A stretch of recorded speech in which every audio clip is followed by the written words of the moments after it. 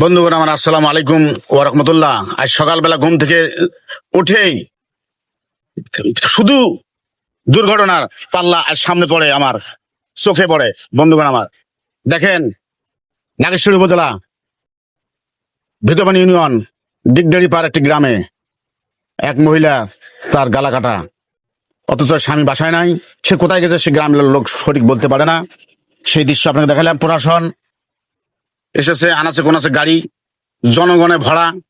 বন্ধুগণ আমার, তাহলে বলেন, পাপ করলে পরাজিত পাইতে হবে এই দুনিয়ায়। বন্ধুগণ আমার, যে কোনো ব্যক্তি হোক না কেন, এই যে প্রশাসন ভাইয়ারা যাচ্ছে, অসংখ্য আনাচে কোনাচে বাড়ি, অথচ একটি মেয়ে গালা কাটা, কেউ বলতে পারে না। বন্ধুগণ আমার, তাহলে বলেন, তাহলে এই অবস্থা কি? পাপ করলেই পরাজিত পাইতেই হবে, যে কোনো হোক না কোনো ব্যক্তি। বন্ধুগণ আমার, এই দুনিয়াতে এইরকম চলছে দুর্ঘটনা। আমরা যাতে এই ধরনের দুর্ঘটনা কোনোদিন করব না।